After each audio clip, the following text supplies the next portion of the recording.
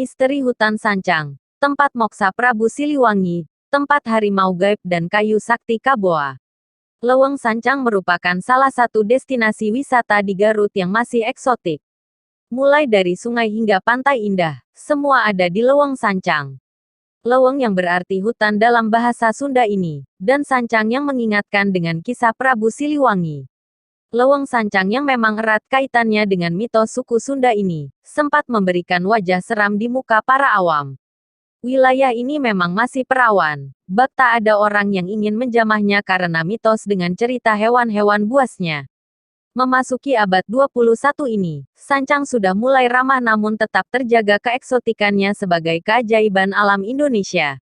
Di sini kita dapat berkemah di daerah Cijeruk dan melakukan petualangan ke daerah Sancang dengan berjalan kaki menyeberangi muara dan melintasi bibir pantai yang terbentang panjang dengan pantai pasir putih yang kadang memantulkan warna pink atau jingga saat air laut surut. Konon menurut sejarah yang beredar secara turun-temurun Leweng Sancang erat dikaitkan dengan tempat menghilangnya Prabu Siliwangi yang menjadi kebanggaan masyarakat Jawa Barat. Siliwangi adalah nama seorang raja di tanah Pasundan, yaitu Prabu Siliwangi yang memerintah Pajajaran. Kerajaan Pajajaran merupakan kerajaan Hindu terbesar di Jawa Barat, dan Prabu Siliwangi termasyhur sebagai raja bijaksana yang memiliki seorang istri bernama Dewi Kumalawangi. Beliau dikaruniai seorang putri Dewi Rara Santang serta dua orang putra Raden Walang Sungsang dan Raden Kian Santang yang terkenal sakti dan kebal terhadap senjata apapun.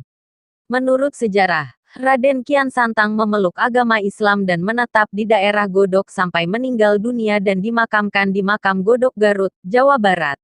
Menurut sejarah yang mungkin terjadi penyimpangan karena dituturkan dari mulut ke mulut, Raden Kian Santang yang terkenal sakti belum pernah menemukan orang yang mampu melukai tubuhnya.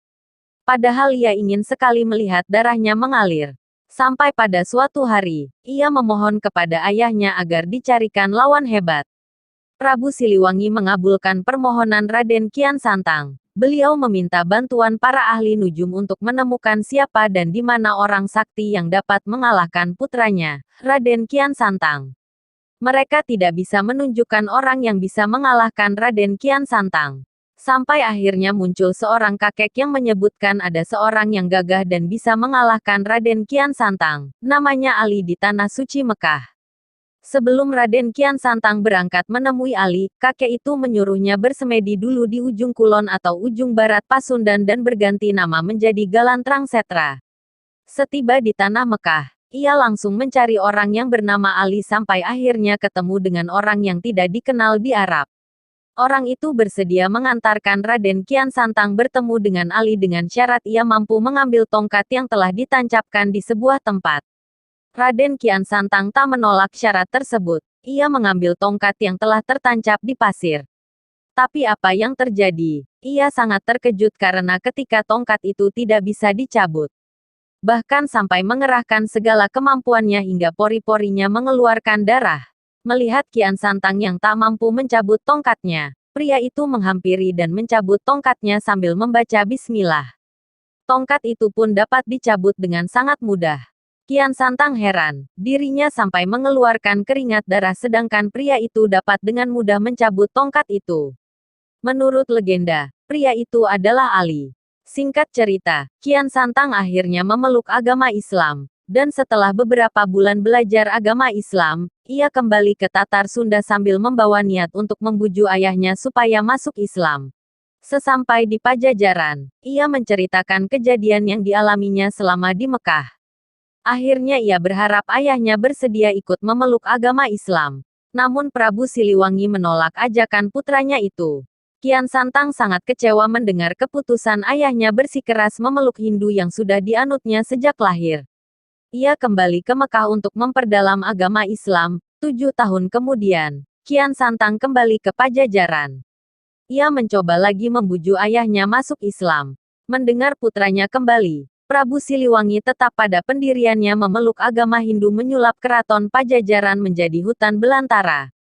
Kian Santang sangat kaget melihat keraton Pajajaran telah berubah menjadi hutan rimba. Dalam hatinya yakin ia tidak mungkin salah, di tempat itulah keraton berdiri. Setelah mencari ke sana kemari, Akhirnya ia menemukan ayahnya dan para pengawalnya keluar dari hutan. Dengan nada hormat, Raden Kian Santang berkata pada ayahnya, "Wahai ayahanda, mengapa ayahanda tinggal di hutan? Padahal ayahanda seorang raja, apakah pantas seorang raja tinggal di hutan? Lebih baik kita kembali ke keraton dan memeluk agama Islam." Mendengar pertanyaan putranya, Prabu Siliwangi balik bertanya, "Wahai Ananda, lantas apa yang pantas tinggal di hutan?" Raden Kian Santang menjawab, "Yang pantas tinggal di hutan adalah harimau." Konon, Prabu Siliwangi beserta para pengawalnya tiba-tiba berubah wujud menjadi harimau, maung. Raden Kian Santang menyesal telah mengucapkan kata harimau hingga ayah dan pengawalnya berubah menjadi harimau. Meskipun ayahnya telah berubah wujud menjadi harimau, Kian Santang tetap berusaha membujuk ayahnya memeluk agama Islam. Namun harimau-harimau itu tidak mau mendengarkan ajakan Kian Santang. Mereka lari ke daerah selatan, kini termasuk wilayah Garut. Raden Kian Santang berusaha mencegah, namun usahanya gagal. Harimau-harimau itu masuk ke dalam goa yang kini dikenal dengan nama Goa Sancang yang terletak di Leweng Sancang, Kabupaten Garut. Di samping legenda tersebut, ada pula yang mengisahkan terjadi pertempuran hebat antara Raden Kian Santang dan Prabu Siliwangi. Wallahu a'lam.